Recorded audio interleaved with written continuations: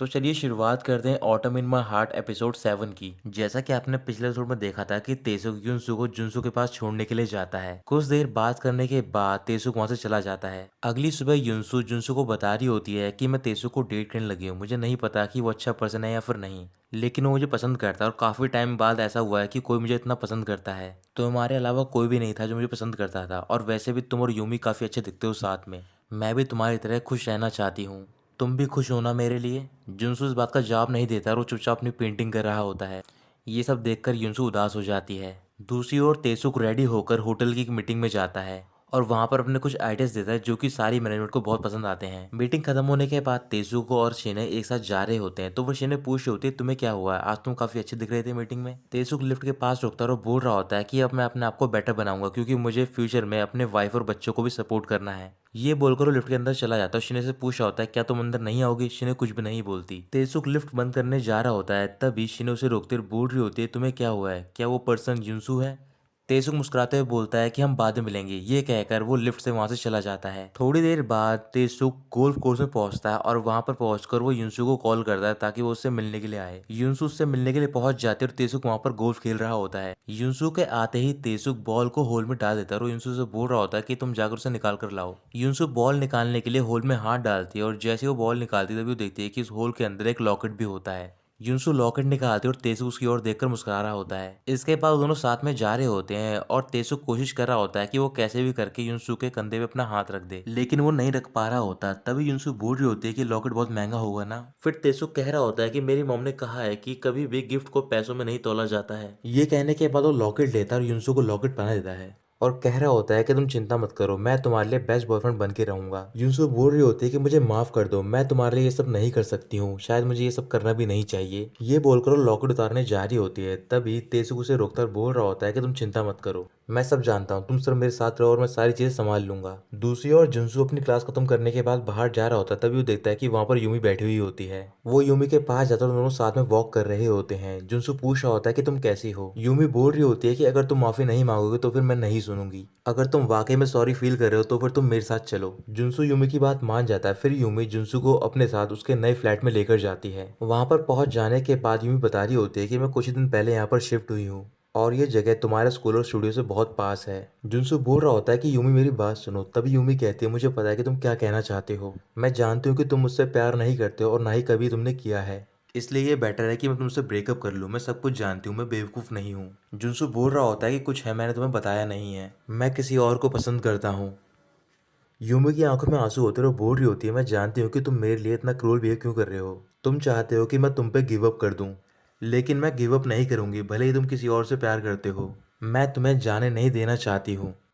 Junsu कुछ भी नहीं बोलता है। फिर यूमी बोल रही होती है जिसे तुम पसंद करते हो क्या वो तुम्हें पसंद करती है, अगर मैं चली जाऊंगी क्या तुम मुझसे शादी करोगे, क्या कोई पॉसिबिलिटी है। जुनसु उसका जवाब देने जा ही रहा होता है, तभी उसके घर की डोरबेल बजती है। युनसु अपने आंसू पोंछती है और बोल रही होती है कि शायद तेजुक और युनसु होंगे, मैंने उन्हें डिनर पे बुलाया है। तुम्हें तो पता ही होगा कि वो दोनों डेट कर रहे हैं। ये बोलने के बाद वो डोर ओपन करती है। फिर तेजुक और युनसु अंदर आते हैं घर के। तेजुक यूमी को फ्लावर देता है और वो घर को देख रहा होता है। फिर यूमी युनसु से पूछ रही होती है कि तुम्हें कैसा लगा ये घर। युनसु बोल रही होती है कि ये बहुत अच्छा है। इसके बाद वो उन सबको बैठने के लिए बोलती है और उनके लिए डिनर प्रिपेयर करती है। डिनर सर्व होने के बाद वो चारों साथ में डिनर कर रहे होते हैं। तेजुक युनसु की ओर देखकर बोल रहा होता है कि तुम्हारी बहुत ही अच्छी एपेटाइट है। फिर जुनसु से पूछ रहा होता है क्या हमेशा से ये ऐसी रही है। जुनसु मुस्कुराकर हाँ बोलता है। तेजुक बोल रहा होता है कि शायद ये बचपन में बहुत क्यूट रही होगी। जुनसु तुम बहुत ज्यादा लकी हो कि तुमने युनसु को जब देखा जब वो छोटी थी।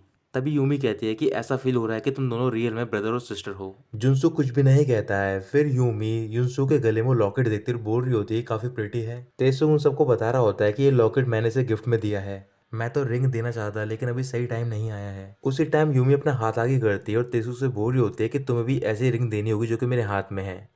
तेसुक उसे देखकर बोल रहा होता है कि ये तो तुम्हारी एंगेजमेंट रिंग है ना। जुनसू का काफी अच्छा टेस्ट है, इस वजह से मैं जुनसू को लेकर जाऊंगा ताकि वो रिंग पिक करे युनसू के लिए। फिर युनसू खड़ी होती है और कुछ लेने के लिए जा रही होती है किचन में। गलती से सूप उसके पैरों पे गिर जाता है। तेजी से जुनसू युनसू का पैर पकड़ता है और उसे साफ करने लग जाता है। इसके कुछ देर बाद वो चारों साथ में बाहर जाते हैं। जुनसू और तेजुक दोनों एक साथ खड़े होते हैं। जुनसू और यूमी दोनों साथ में बैठी हुई होती है। युनसू बोल रही होती है क्या तुम्हारा पैचअप हो गया है जुनसू के साथ। यूमी मना करते हुए कह रही होती है कि वो बहुत ज्यादा जिद्दी है। युनसु कह रही होती है कि तुम चिंता मत करो वो वापस आ जाएगा। तभी यूमी पूछ रही होती है क्या तुम खुश हो। तेसुक बहुत ही अच्छा पर्सन है। युनसु बोल रही होती है कि हाँ मुझे पता है वो बहुत ही अच्छा पर्सन है। तभी यूमी बोल रही होती है कि तुम काफी प्रिटी रही होगी अपने बचपन में। युनसु कह रही होती है कि मुझे याद नहीं है। यूमी पूछ रही होती है क्या तुम्हें जुनसु के बारे में याद है। युनसु हाँ कहती है और वो सारे जुनसु के मूवमेंट्स को रिमेम्बर कर रही होती है जो कि साथ में बिताए होते हैं। इधर तेसुक भी जुनसु से सेम क्वेश्चन पूछ रहा होता है क्या युनसु बचपन में प्रिटी थी। जुनसु बोल रहा होता है कि हाँ वो बहुत ज्यादा प्रिटी थी। फिर तेसुक कहता है कि तुम बहुत ज्यादा लकी हो कि तुम्हें टाइम मिला है युनसु के साथ बिताने का। ये पहली बार है कि मैं तुमसे जेलस फील कर रहा हूँ। ये कहने के बाद वो अपना हाथ आगे बढ़ाता और बोल रहा होता है कि चलो मैं तुमसे फॉर्मली अप्रूवल ले लूं। मैं तुम्हारी सिस्टर को खुश रखूंगा। जुनसु बोल रहा होता है कि मैं कुछ कहना चाहता हूँ। तभी वहां पर यूमी आती है और वो तेसुक से हैंडशेक कर लेती है और बोल रही होती है कि तुम्हें युनसु को खुश रखना होगा। तेसुक खुश हो जाता है और बोल रहा होता है कि तुम कह रही हो तुम दोनों रियल कपल हो ना इस वजह से। फिर वो कुछ और देर बात करते हैं और वहां से चले जाते हैं। युनसु जुनसु के साथ घर चली जाती है। घर पर पहुंचकर वो बाहर वाले बेंच पे बैठते हैं। जुनसु बोल रहा होता है कि चलो अब झूठ नहीं बोलते हैं। अब मैं झूठ नहीं बोलना चाहता हूँ। अगर हम दोनों दूसरे से ऑनेस्ट नहीं हुए तो फिर पूरी लाइफ के लिए हम रिग्रेट करेंगे। तेसुक तुम मैं यूमी हम सारे रिग्रेट करेंगे इस चीज को। तुम उसे प्यार नहीं करती हो ना। क्या तुम वाकई में तेसुक को पसंद करती हो। युनसु की आंखों में आंसू होते हैं और वो तेसुक की ओर देख रही होती है। उसी टाइम वहां पर जुनसु के मॉम और डैड पहुंच जाते हैं उससे मिलने के लिए और वो दोनों युनसु को देख लेते हैं। युनसु भागकर जुनसु की मॉम के पास जाते और उन्हें हग कर लेती है। फिर वो दोनों अंदर जाते हैं और बात कर रहे होते हैं। मॉम बोल रही होती है कि तुम बहुत बड़ी हो गई हो, मुझे माफ कर दो कि मैं तुम्हारे लिए कुछ भी नहीं कर पाई। मुझे तुम्हें यहाँ पर नहीं छोड़ना चाहिए था। क्या तुमने मुझे मिस किया। युनसु हाँ कहती है। मॉम बोल रही होती है कि मैंने तुम्हें बहुत मिस किया। फिर वो दोनों रोने लग जाते हैं, दूसरे को हक कर लेती हैं। जुनसु बाहर अपने फादर के साथ होता है। फादर बोल रहे होते हैं कि जितना मैंने एक्सपेक्ट किया था उससे बेहतर रेस किया है उन्होंने युनसु को। हमने बहुत बड़ी गलती की है, हमें युनसु को रेस करना चाहिए था। जुनसु बोल रहा होता है कि कोई बात नहीं, वो बिल्कुल ठीक है। अब अगली सुबह सिने जुनसु के पुराने वाले घर में पहुंच जाती है और देख रही होती है कि बाहर गार्डन में टेबल सजी हुई होती है। वो खुश होकर घर के अंदर जाती है और मॉम डैड से मिलकर बोल रही होती है कि आपने मुझे कॉल क्यों नहीं किया कि आप यहाँ पर आ गए हो और ये बाहर गार्डन में टेबल क्यों सेट है। फादर बता रहे होते हैं कि आज हम साथ मिलकर खाना खाएंगे। शिने खुश होकर कह रही होती है कि ये तो बहुत ही अच्छी बात है। तभी मॉम बोल रही होती है कि तुमने क्यों नहीं बताया कि तुम युनसु से मिली थी। शिने कुछ भी नहीं बोलती। तभी वहां पर जुनसु और युनसु पहुंच जाते हैं। युनसु को देखते ही शिने गुस्से में आ जाती है। मॉम युनसु के पास जाते उसका हालचाल पूछ रही होती है कि उसे कोई दिक्कत तो नहीं आने में। शिने गुस्से में वहां से बाहर चली जाती है तो फिर युनसु और जुनसु उसे रोकने के लिए जाते हैं। जैसे युनसु उसे रोकने का ट्राई करती है तभी शिने उसे चांटा मार देती है। ये देखकर जुनसु बहुत ज्यादा गुस्से में आता है। उसी टाइम वहां पर यूमी और तेसुक पहुंच जाते हैं। तेसुक कह रहा होता है कि मैंने सुना था कि यहाँ पर फैमिली गैदरिंग है, इस वजह से मैं ही पहुंच गया।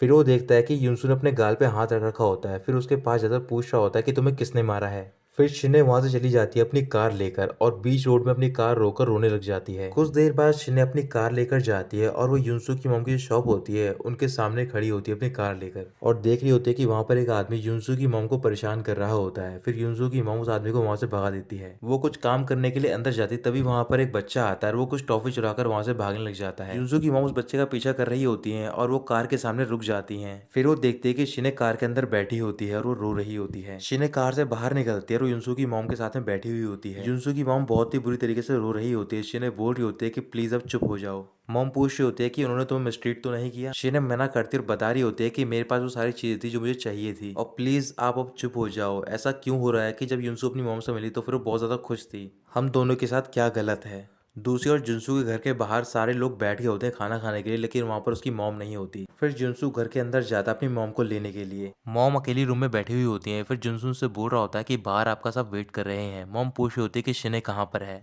जुनसु मॉम के पास बैठता है, बोल रहा होता है कि आपको ये नहीं करना चाहिए था, शिने अपसेट है। मॉम बोल रही होती है कि मैंने शिने को रेस तो किया है लेकिन मैं उसकी अच्छी केयर टेक नहीं कर पाई हूँ, लेकिन शायद युनसु को ये भी नहीं मिला है। फिर वो जुनसु की ओर देखते हुए बोल रही होती है कि तुम युनसु से प्यार करते हो ना। ये सुनते ही जुनसु चौंक जाता है। फिर मॉम बोल रही होती है कि जैसे तुम पहले युनसु को प्यार करते थे तुम वैसे ही करते हो ना। जब मैंने और तुम्हारे फादर ने तुम्हारी बहन का नाम युनसु रखा था तो फिर सारे लोग ये सोच रहे थे कि तुम दोनों बहुत ही लविंग सिबलिंग हो, तुम उसे नहीं छोड़ सकते और तुम उसकी केयर कर रहे होगी अपनी रियल सिस्टर की तरह अपनी पूरी लाइफ के लिए। तुम मुझे जवाब दो। जुनसु हाँ बोल देता है। रूम के बाहर युनसु खड़ी होती है और वो ये सब सुन लेती है। सुनने के बाद वो बाहर चली जाती है। फिर जुनसु अपनी मॉम के साथ बाहर जाता है और वो सारे साथ मिलकर खाना खा रहे होते हैं। तेसुक जुनसु के मॉम डैड से बोल रहा होता है कि आप दोनों मुझे अपनी ब्लेसिंग दे दो और मैं युनसु को खुश रखूंगा।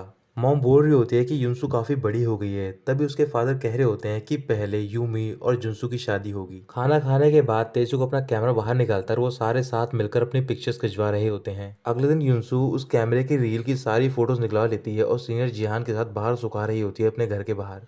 तभी जुनसू वहां पर पहुंच जाता है। फिर वो युनसू के साथ बैठता है और अपनी एक फैमिली फोटो देख रहा होता है। युनसू बोल रही होती है कि मॉम और डैड बिल्कुल भी नहीं बदले हैं। तभी जुनसू फोटो की ओर देखता और कह रहा होता है कि इसमें एक ग्रम्पी फेस भी है और वो युनसू की ओर इशारा कर रहा होता है। फिर वो अचानक से युनसू का हाथ पकड़ता और बोल रहा होता है कि अगर तुम यहाँ पर नहीं होती तो फिर मेरी लाइफ में कुछ भी नहीं बचता। मेरी लाइफ तुम्हारी वजह से बहुत ज़्यादा ब्यूटीफुल रही है। चलो ऐसे ही रहते हैं अपनी पूरी जिंदगी भर जब तक हम मर नहीं जाते हैं। कोई भी सैडनेस और बिट्रेयल नहीं रहेगा, हम दोनों ऐसे ही साथ में रहेंगे एज अ ब्रदर और सिस्टर। ये कहने के बाद वो दूसरी साइड में देखने लग जाता है। उसकी आंखों में आंसू होते हैं और साथ ही में युनसू की भी आंखों में आंसू होते हैं। कुछ देर बाद जुनसू तेजू से मिलने के लिए जाता है और वो अपने साथ उसे ड्रिंक पर लेकर जाता है। वो दोनों साथ में ड्रिंक कर रहे होते हैं। जुनसू बोल रहा होता है कि तुम युनसू को बहुत पसंद करते हो ना। तेजू हाँ कहता है और उससे बोल रहा होता है क्या तुम चिंता कर रहे हो उसके बारे में। जुनसू मना करता है और बोल रहा होता है कि मैं ये सोच रहा हूँ कि अगर तुम युनसू के बारे में सारी बातें जान सको कि वो इतनी प्रीशियस क्यों है तो फिर ये अच्छा रहेगा। तेसुक मना कहता है और बोल रहा होता है कि मेरे पास टाइम बहुत है, मैं उसे जान लूंगा। जुनसू कह रहा होता है कि टाइम तो बहुत है लेकिन मैं तुम्हें कुछ चीज़ बताना चाहता हूँ। जब भी युनसू हंसती है तो फिर मान लो वो बहुत ज़्यादा गुस्से में है। जब वो सोती है तो फिर उसकी बैक वॉल की तरफ होती है और हमेशा खाने से पहले वो बोलती है thank you for the wonderful meal. उसके बाल हमेशा से लंबे रहे हैं और वो कभी भी इतनी एथलेटिक नहीं थी। वो हमेशा अपने टेंट्रम थ्रो करती है। ये बोलकर वो थोड़ा इमोशनल हो जाता है। तेसुक ध्यान से जुनसू की ओर देख रहा होता है और कह रहा होता है कि तुम्हें चढ़ गई है ना। यकीन नहीं हो रहा है कि तुम्हें भी चढ़ सकती है। ड्रिंक करने के बाद दोनों साथ में बीच में जाते हैं तो फिर जुनसू बीच पर लेटकर बोल रहा होता है कि ये जगह बहुत ज़्यादा इंपॉर्टेंट है। जब भी मैं युनसू के साथ रॉक पेपर सीजर खेलता हूँ वो हमेशा रॉक को ही चूज करती है। फिर तेसुक भी जुनसू के साथ वहीं पर लेट जाता है। अगली सुबह तेसुक घर से बाहर निकल रहा होता है तभी वो देखता है कि वहाँ पास में ही युनसू और तेसुक बैठे हुए होते हैं। वो दोनों रॉक पेपर सीजर खेल रहे होते हैं और तेसुक उसे जीत रहा होता है। ये देखकर जुनसू मुस्कुराने लग जाता है। थोड़ी देर बाद वो यूमी से मिलने के लिए जाता है और दोनों साथ में वॉक कर रहे होते हैं। यूमी बोल रही होती है कि तुमने मुझे कॉल किया, मैं बहुत ज़्यादा थैंकफुल हूँ इसके लिए। जुनसू बोल रहा होता है कि मुझे माफ़ कर दो, अब से मैं तुम्हें कॉल करा करूँगा। यूमी कह रही होती है क्या सब कुछ ठीक है, क्या तुमने डिसाइड कर लिया है कि तुम मेरे साथ रहोगे। जुनसू बोल रहा होता है कि मुझे माफ़ कर दो, मैं पक्का तो नहीं कह रहा हूँ लेकिन मैं ट्राई करूँगा। ये सुनते ही यूमी उसे हक कर लेती है और बोल रही होती है कि मैं इससे ही खुश हूँ। इसके बाद यूमी जुनसू से मिलने के लिए जाती है और उससे बात कर रही होती है। यूमी कह रही होती है कि ना तुम ऐसा करो कि तुम मेरे साथ रहने के लग जाओ। क्या तुम्हें जिहान ने बताया नहीं है कि वो अपने काम के एरिया को और बढ़ा रहे हैं। जुनसू मना करती है। यूमी बोल रही होती है कि अगर तुम्हारे पास जगह नहीं हो कहीं रुकने की तो फिर तुम यहाँ पर आकर रुक सकती हो मेरे पास। जुनसू मना करती है और कह रही होती है कि मैं वापस अपने डॉम चली जाऊंगी। फिर वहां पर तेसुक और जुनसू पहुंच जाते हैं। तेसुक बोल रहा होता है कि ये तो अच्छी बात है, तो फिर मैं तुमसे मिल पाऊंगा दिन और रात में। क्या तुम चाहती हो कि मैं पेपर वर्क करूं। युनसू मना कर देती है। अगले दिन शिने होटल में होती है और वो कुछ पेपर्स देख रही होती है। तभी उनमें से एक पेपर दिखाई देता है और वो युनसू का होता है। पेपर को देखने के बाद वो डॉम की मैनेजर को कॉल करती है। युनसू होटल में अपना सामान लेकर पहुंच गई होती है तो फिर उसकी फ्रेंड बोल रही होती है कि तुम कहाँ पर जा रही हो। युनसू बता रही होती है कि मैं वापस डॉम में शिफ्ट होने जा रही हूँ। फ्रेंड कह रही होती है कि ये तो अच्छी बात है। फिर वहां पर वो डॉम की मैनेजर आती है और वो युनसू को अपने साथ लेकर जाती है बात करने के लिए। युनसू पूछ रही होती है क्या हुआ है। फिर वो मैनेजर बता रही होती है कि तुम डॉम में शिफ्ट नहीं हो सकती हो। युनसू बोल रही होती है कि मैं तो अपना सारा सामान लेकर यहाँ पर आ गई हूँ और मेरे पास कहीं जाने की जगह भी नहीं है। मैनेजर कह रही होती है क्यों ना तुम ऐसा करो कि तुम डायरेक्टर तेजुक से बात कर लो, और मैंने तो ये भी सुना है कि तुम दोनों डेट कर रहे हो। तुम इसे गलत तरीके से मत लेना और मैंने पहले तुम्हारे बारे में गलत सोचा था, तुम बहुत ही अच्छी लड़की हो।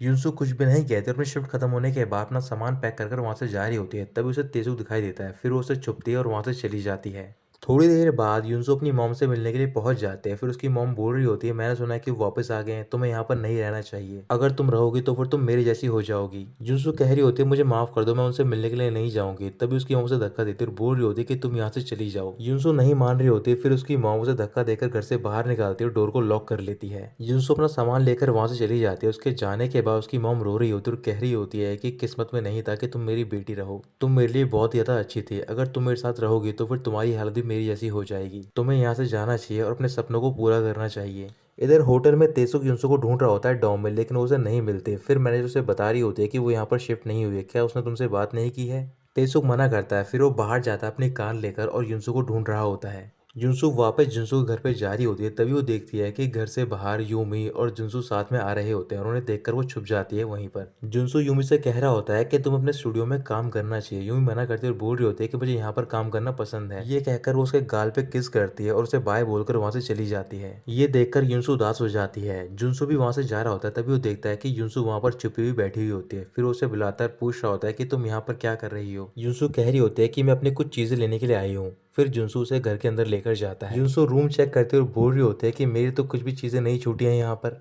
फिर वो अपना सामान उठाते हैं और बाहर जा रही होती है। जुनसू उसका कुछ सामान उठा लेता है और वो भी उसे बाहर तक छोड़ने के लिए जा रहा होता है। फिर जुनसू युनसू से पूछ रहा होता है, क्या तुम ठीक हो ना? जुनसू कह रही होती है कि सब कुछ ठीक है, तुम मुझे सामान दे दो, मैं यहाँ से जल्दी चली जाऊंगी क्योंकि डॉम बंद होने ही वाला है। ये कहकर वो अपना सामान लेती है और जुनसू से बोल रही होती है कि तुम यूमी के साथ अच्छे से रहना और मैं तेसू के साथ अच्छे से रहूंगी। जुनसू कुछ भी जवाब नहीं देता और वो सामान लेकर कह रहा होता है कि मैं तुम्हें डॉम तक छोड़ने के लिए जाऊंगा। ये बोलकर वो आगे की ओर चला जाता है। तभी युनसू भागकर जुनसू के पास जाती है और उसे पीछे से हग कर लेती है और कह रही होती है कि पीछे मत देखना, और ये कहने के बाद वो रोने लग जाती है।